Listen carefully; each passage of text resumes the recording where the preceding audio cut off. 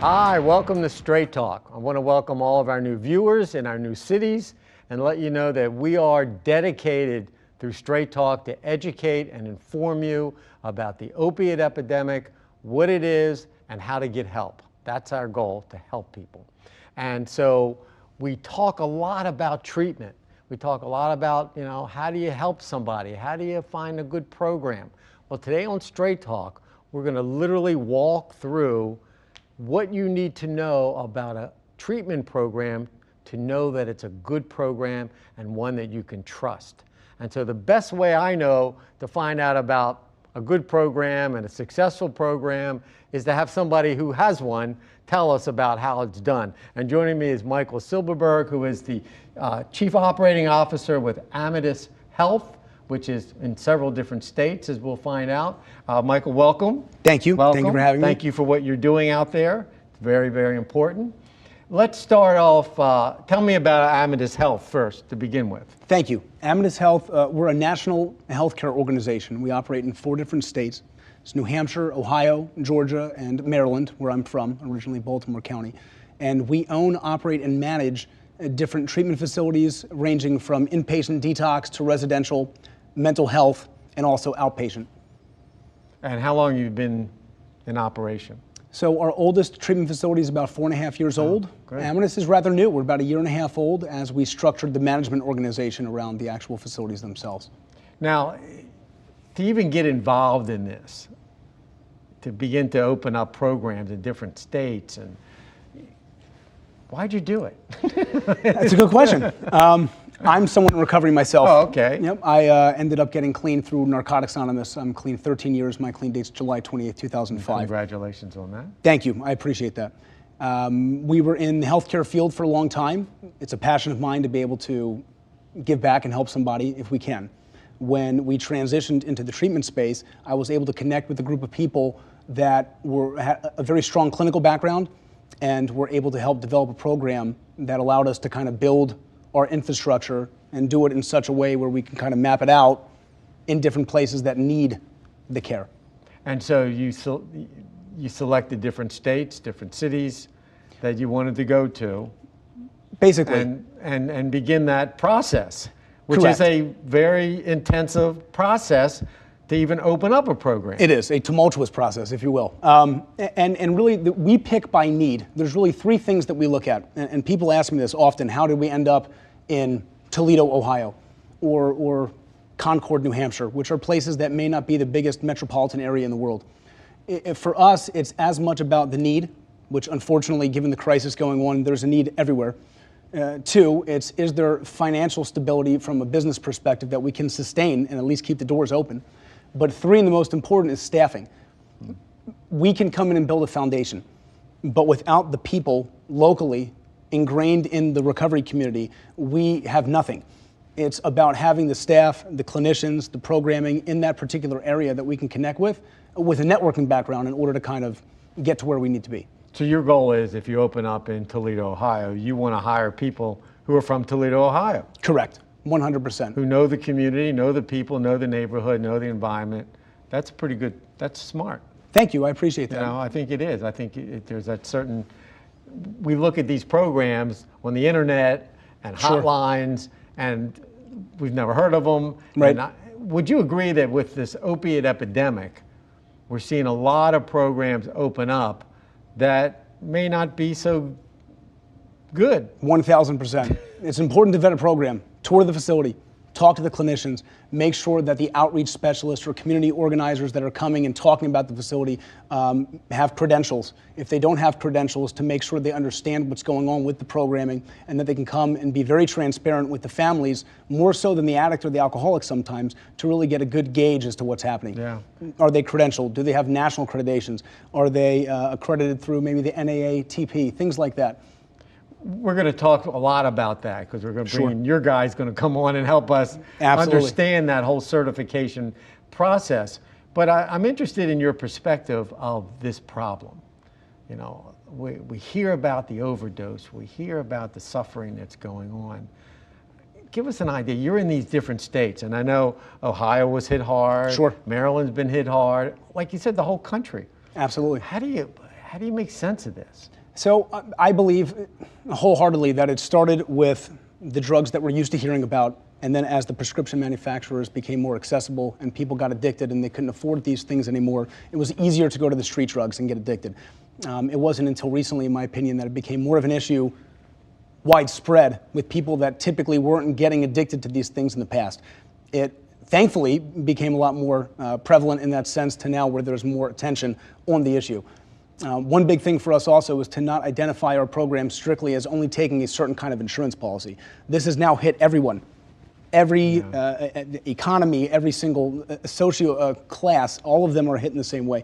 So whether that's a Medicaid person that has state insurance or someone with private insurance that may have in-network or out-of-network benefits, it's important that there's the whole gamut that we're able to accept, because it has hit everywhere and it's hit every single class of person. And it seemed to have, you know, when we talked about heroin and opiates, we were always focused on the inner cities. Sure. And now what you're saying is it's everywhere. It's in that suburbs. It's in, you know, middle, upper class neighborhoods. And we see people dying all the time, all over the place, that are from very good families, very bad families, from all different areas. But sure. You see it, and it seems like a really serious problem. It is, and we see it firsthand every day. And unfortunately, as the drugs progress and you come out with things like carfentanil and these opioids that we wouldn't have before, and now you take the tiniest dose and people overdose. Crazy. The Narcan is resistant to it. It's really, really crazy. It but is. I want to thank you. It's Michael Silberman, CEO, Amatus Health. That's, you know, that's your overall, and then you have Correct. the different centers that we'll talk some about before. But I want people to know, Amatus Health, you're available. 100%. Anybody can get hold of you and you can help them find a place, even if it's not one of yours. Absolutely. That's great. Okay. We're going to take a break. We're going to bring in your top guy, Yep. you know, to help us, because I want to break down this whole thing of certification. How do we open up? How do we know what's going on? So thank you for Sure. being with us. Thank you. And I appreciate you bringing your staff as well. When we come back, we're going to keep talking about how do you know it's a good drug program? What do you look for? And we're going to talk to some experts. So stay with us. We're coming right back to Straight Talk. Why is Connor having trouble focusing in school? Having trouble finding Connor's middle school? Would you like directions? No, why is Connor having trouble focusing in school? Finding lowest airfare to Istanbul. No, I'm tired of fighting with him over homework. Home walk restaurant. Need a review? No, I need help. He's very smart, but his mind wanders. He's disorganized.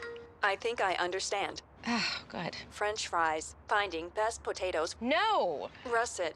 Fingerling. Yukon Gold. Why don't you understand me? Sorry, I was trying to show how Connor feels every day. Frustrating, isn't it? Redirecting to understood.org.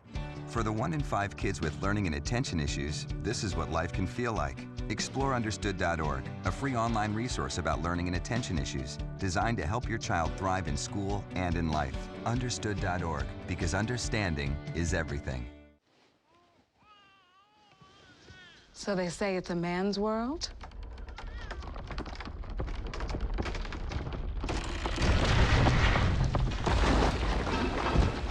Well, I don't see anybody's name on it. While they were out doing their thing, we slowly changed all that.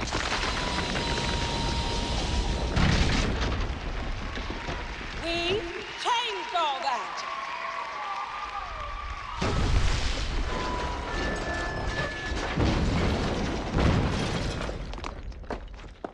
Today, women can do anything men can do. And there's one thing we're even better at.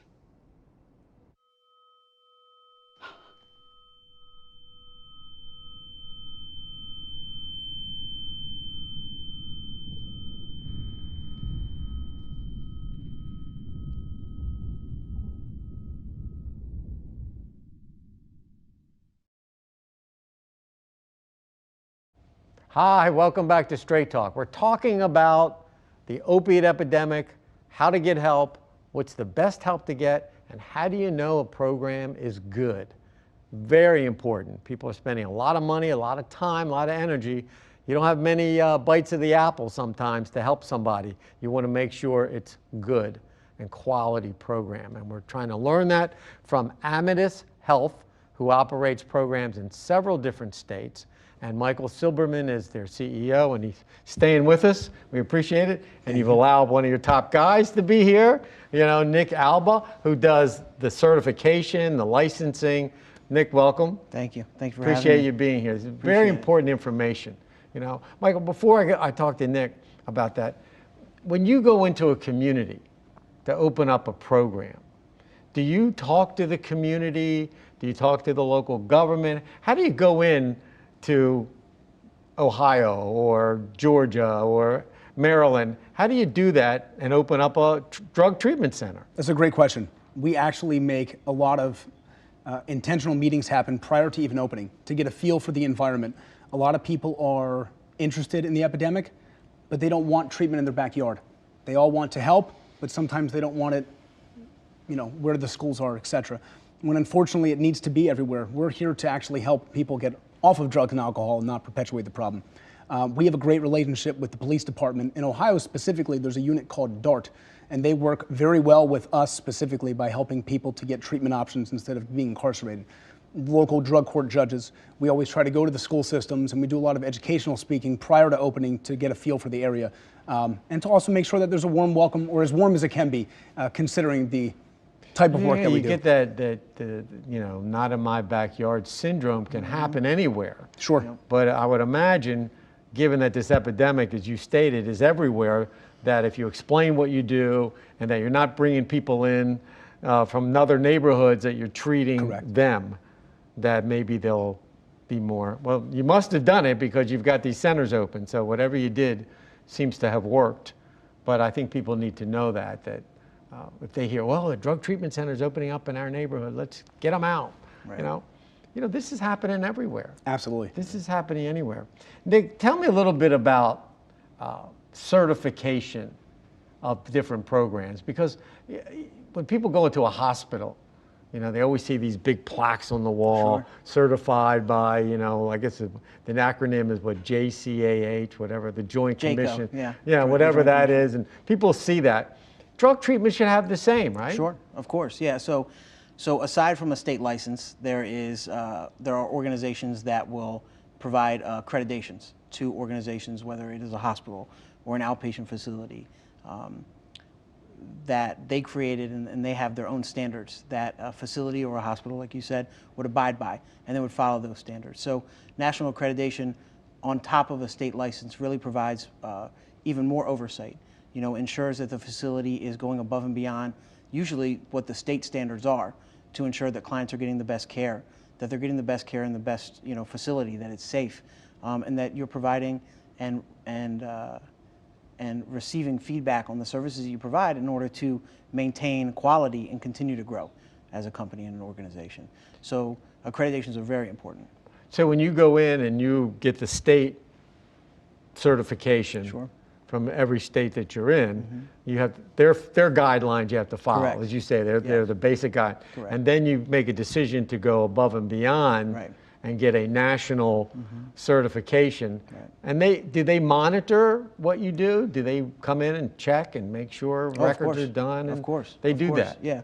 So again, on top of the state coming in and doing their own checks, the national accreditation will come back. After you've been accredited, you can be accredited for you can either receive a 1-year or a 3-year accreditation, and they'll come back and they'll do what's called a resurvey, and they will look at your records, your policies for the past year or 3 years to ensure that you're continuing to conform to the national standards that they're trying to uphold. So if someone's watching from South Carolina, where we're at, and they want to look at a program, they should go in and say, I want to see your state license, I want to see your certifications, right? Yeah, they'll definitely want to do that. So, they'll want to ask, who licenses you? So what government body, what government agency is licensing you, right?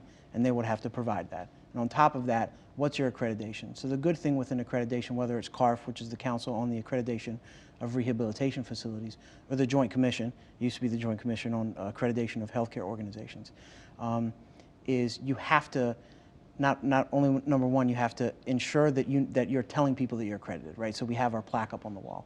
On top of that, if they ask questions, we have to provide them information on our accreditation, right? And they can go on the accrediting body's website they can search our name and actually look up our accreditation, how many years we were accredited for, what programs we're accredited for, and what populations we can serve. And Michael, that's really important. I mean, these are consumers, and if it's private, then they're spending money. Insurance companies want you to do this, but it's your family member, your loved one, or yourself.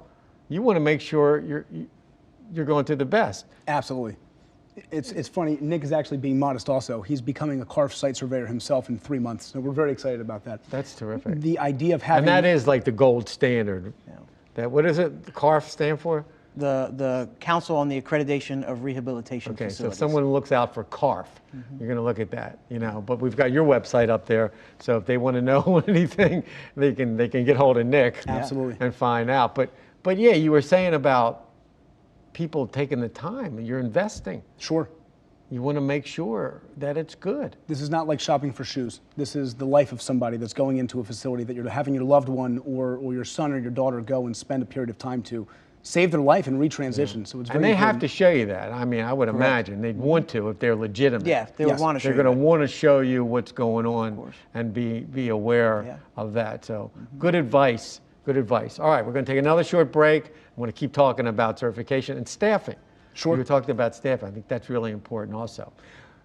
We are learning a lot about making sure that if you need a drug program, you get the best one for the person that you're trying to get help for, because that's what this is all about helping people.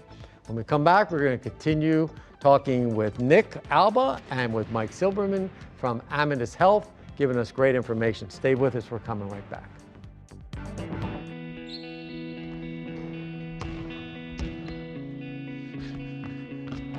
I just need a second. Is your weight holding you back? Are everyday tasks getting harder and harder to do? Did you see this? Your cousin's in the hospital from a heart attack. Really? Health risks associated with excess weight or obesity can be serious. But you can do something about it. I know you're worried. I found this. Take the Your Weight Matters Challenge. Visit yourweightmatters.org, where you'll find free resources to help you take control. You can start improving your life right away. Download the free toolkit to prepare you to speak with a healthcare provider about your weight and health. Your weight does matter. Accept the challenge and take charge today. Visit yourweightmatters.org. I had big plans. I had my career path all planned out. While I was on a combat patrol in Albaugh, Iraq, a rocket-propelled grenade took my arm off at the shoulder. When I came home, I felt alone. My family was around me, but I couldn't talk to them about what I'd seen and what I'd done. I remember just thinking, man, the way I am right now, I don't want to live. I was discharged from the Army, and I've been working with the Wounded Warrior Project since 2007. Warriors don't have to be severely wounded to be with the Wounded Warrior Project. We do have a lot of guys that have post-traumatic stress disorder. Being able to share your story, I guess it kind of helps you wrap your mind around what did happen over there. Just because you've left the military doesn't mean your life is over. Because when these guys are coming home, I'm kind of leading and training them. Instead of for combat, I'm leading and training them to heal. If I come away with anything from Wounded Warrior Project, it's them giving my life back. My name is Norby, and yes, I do suffer from post-traumatic stress disorder, but I'm okay.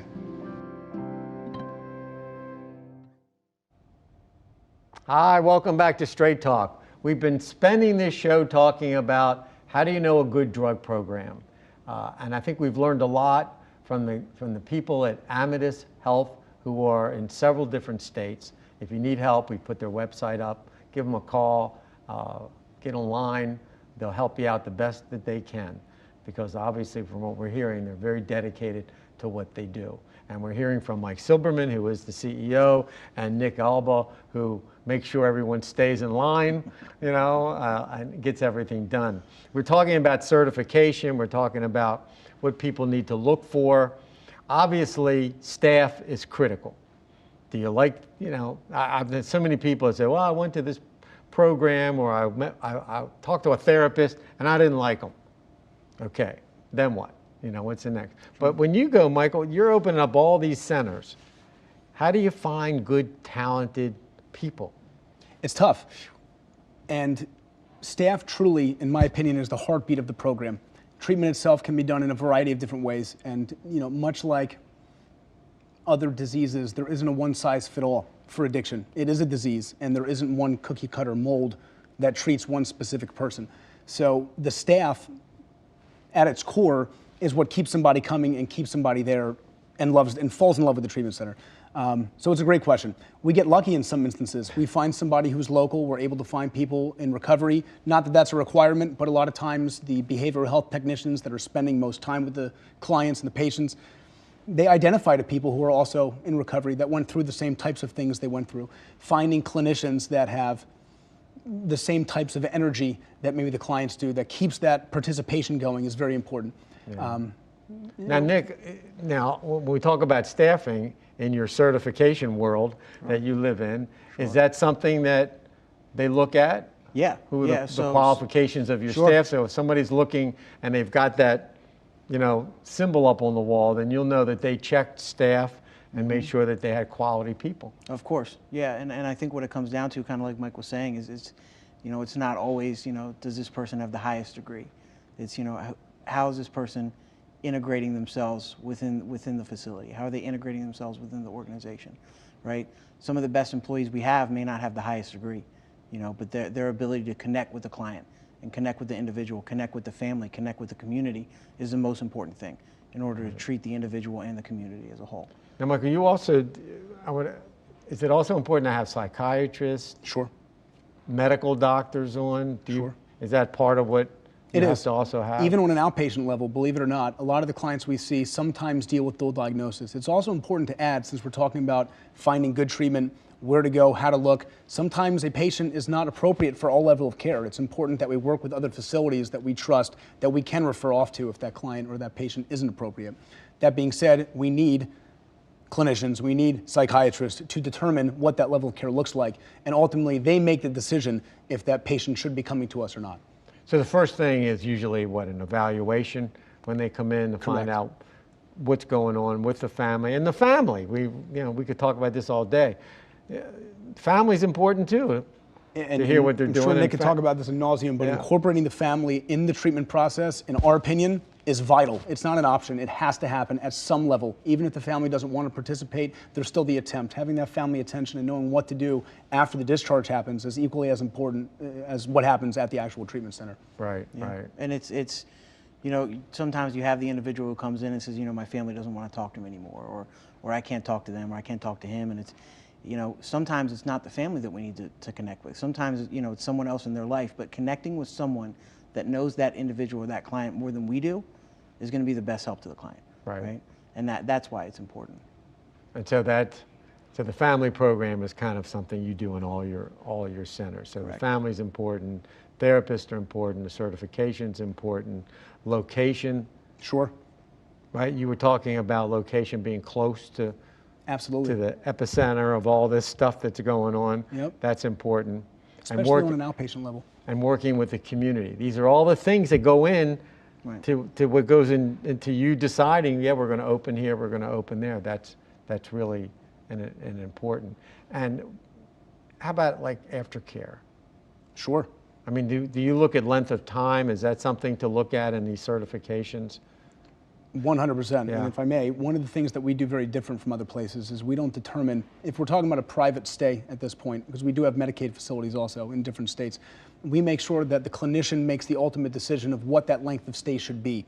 It is not based on authorization or approval from the insurance companies, because ultimately someone's treatment program in progress doesn't happen on the same time frame of what maybe they get approved for, which is very important. Aftercare after the treatment center is as important as the treatment itself. Once they leave, what's happening? Are they getting integrated with NA meetings or AA meetings? Do they have a recovery coach or recovery community where they are? Are they going to a sober home? Do they have the resources they need once they leave a very protected environment to learn how to live again?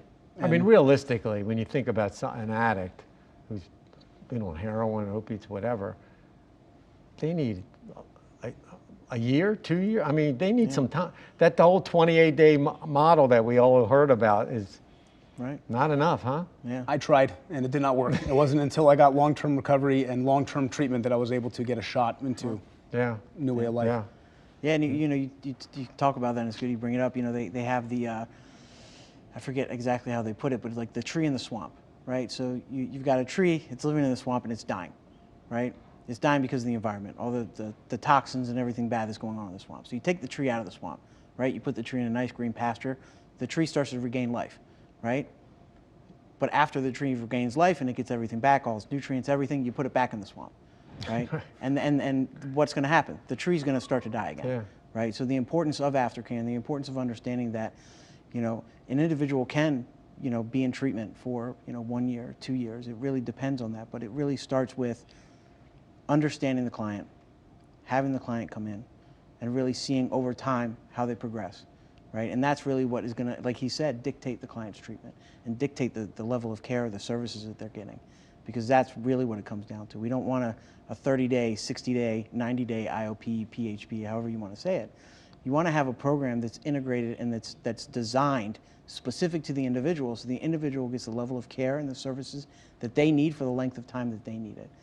And as you were saying before, Michael, just to wrap things up here, insurance, Medicaid, I mean, there's lots, people need to look at their insurance. That's another, what they have, what they're able to get for their loved one, what's available. And then also, as you said, when you go to the state, or there's state assistance through Medicaid or whatever's out there that's going to help them. That's important because I think that keeps people away.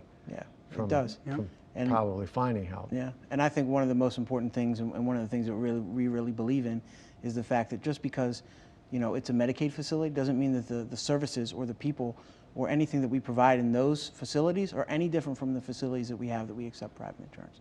You know, it's all about the developing of the program, the staffing that you have, and the community that you build within the facility that provides the direct care to the clients. So it doesn't matter if it's Medicaid, it doesn't matter if it's private insurance. The same type of care you're going to get at a private facility of ours is going to be the same type of care they're going to get at Medicaid facility, because that's what we want and that's what we design. Good way to wrap it up, huh? Perfect. Good guy here. Couldn't have said it better Listen, myself. Mike Silberman and Nick Albaugh from Amatus Health, thank you for what you do. You're doing great work. Hopefully people will look you up, get you some help.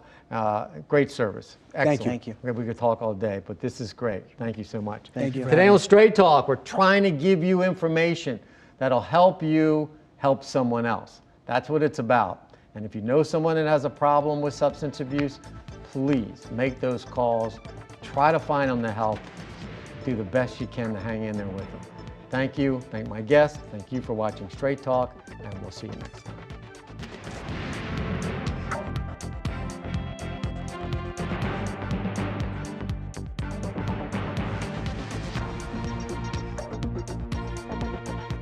If you or someone you know is struggling with addiction, reach out to us. We are available 24 hours a day. Visit us online at AmatusRecoveryCenters.com or call anytime at 833-754-9297.